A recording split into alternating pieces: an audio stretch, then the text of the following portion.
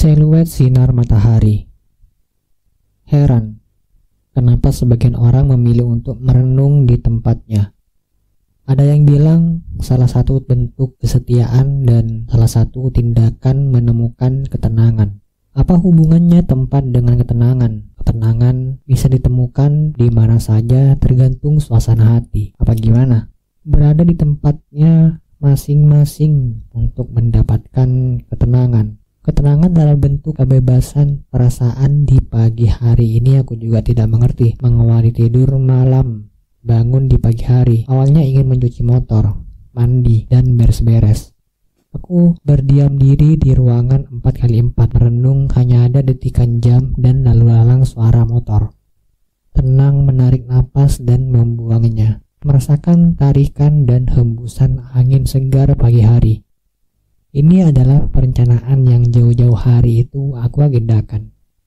Sebagai anak yang hidup mandiri, sudah terbiasa dengan menjalani perjalanan seharian, apalagi yang bersifat dadakan.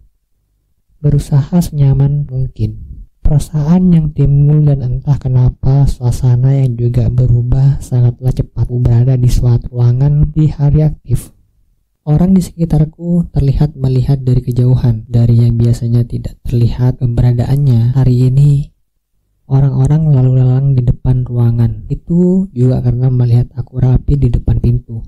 Aku mulai mendengar pembicaraan di sekitar itu, hingga suara burung berkicau di pagi itu juga terdengar.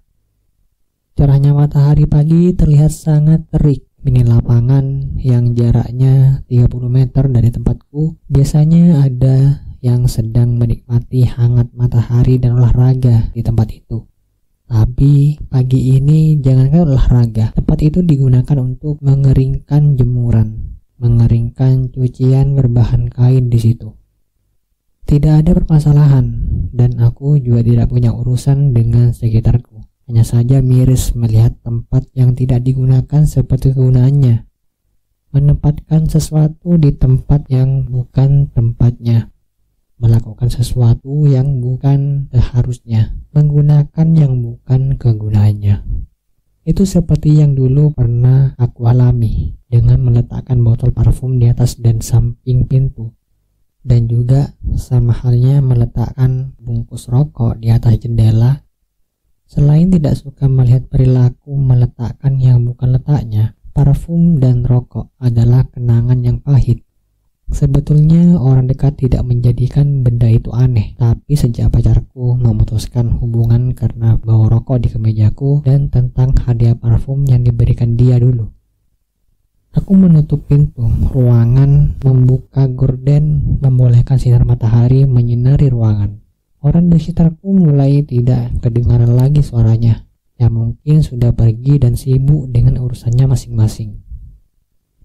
Sudah 1 jam aku mencoba menikmati apa yang dibilang ketenangan itu, merenung tanpa seseorang di sebuah ruangan. Salah satu tempat yang aku perhatikan sudut dari sudutnya dengan perasaan tenang. Hal yang aku suka dengan merenung di pagi hari ini, yaitu sinar matahari di menjelang siang. Aku menyukai cerah dan warna siluet seperti melihat butiran ketenangan. Seperti orang yang sedang singgah dalam diam. Itulah alasan kenapa aku juga tidak suka melihat orang yang tidak meletakkan sesuatu ke tempat yang bukan tempatnya. Langit yang biru, angin membawa awan ke ujung yang paling ujung langit. Cahaya matahari ditenangnya perenungan dan angin yang semakin berhembus kencang di atas wajah memandang. Sinar dan orang yang datang mulai berseliweran. Kurasa tidak ada yang aneh menikmati ketenangan bersama sinar matahari dan angin yang menang di sebuah ruangan. Tanpa terasa aku terlelap dan mulai membuka mata. Siluet cahaya tampaknya sudah tidak ada. Entah sudah beberapa jam aku menikmati ketenangan hingga bangun dari tidur. Kenapa dengan lehermu? Seorang laki-laki sedang memegang lehernya dan duduk di dekat teras dekat ruanganku. Sepertinya dia sedang terluka dan patah hati. Dari belakang terlihat seorang perempuan sedang memegang benda hitam yang bagiannya terlihat bergelantungan. Tampaknya seperti remote, ternyata itu handphone. Jadi karena itu, kamu sudah tidak perhatian lagi denganku. Ingat ya, jika tahu kamu, aku juga bertindak seperti itu juga. Perempuan itu emosi. Melihat laki-laki itu hanya terdiam. Aku menutup pintu dan berdiri di dekat jendela. Pria itu menangis dengan menundukkan kepalanya. Kamu jangan cuma diam, bagaimana selanjutnya? Yang jelas, perempuan itu bertanya dengan suara meninggi. Laki-laki itu tetap terdiam sambil menghisap vape rokok elektrik di tangan kanannya. Aku melihat dari kejauhan, sepertinya laki-laki itu memiliki kesedihan yang mendalam, tapi emosi perempuan itu meluap sampai melemparkan handphone pasangannya. Pasangan yang saling kecewa, entah dia pacaran atau hanya dekat. Ini semua demi kamu. Aku pikir kamu mengerti akan ini semua. Aku menghubungi mantan hanya menagih janji dan juga hutang padanya. Dan itu untuk siapa? Ya untuk kamu. Laki-laki itu kemudian pergi. Peralatan genggaman tangannya terlihat kuat. Perempuan itu mengejarnya sambil berkata, "Hei, mau kemana?" Mereka berdua berselisih paham. Laki-laki itu tiba-tiba terjatuh. Aku di balik pintu mendengarkan pertengkaran itu, yang memang sangat terdengar keras. Sialnya, pertengkaran itu semakin membara. Aku berusaha mendamaikan pertengkaran itu, tapi entah kenapa, aku seperti tidak bisa berbicara. Aku prihatin akan hubungan laki-laki itu. Aku memanggil tetangga untuk memberi tahu pertengkaran itu. Tetapi tetangga itu tidak mendengarnya.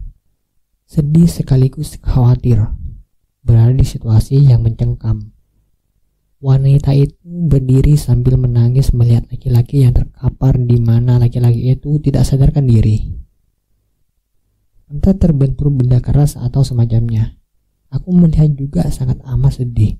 Sedih yang betul-betul sedih sekali. Dan laki itu yang sebetulnya tulus, laki-laki yang tersakiti dan semakin tersakiti oleh kata-kata perempuannya. Tiba-tiba laki-laki itu terbangun dari pingsannya. Terbangun menatap mata perempuannya. Sementara itu, aku tetap berdiri dan mencoba untuk tenang di balik pintu. Mencoba untuk menenangkan dan berpikir tentang situasi yang dialami pasangan itu. Ingatan tentang pertengkaran, pasangan, ruangan, dan ketenangan. Selagi terbangun dari pingsan, laki-laki itu memegang tangan perempuan itu, sembari menjatuhkan handphone yang sudah rusak. Laki-laki itu berkata, "Kita pasti bisa."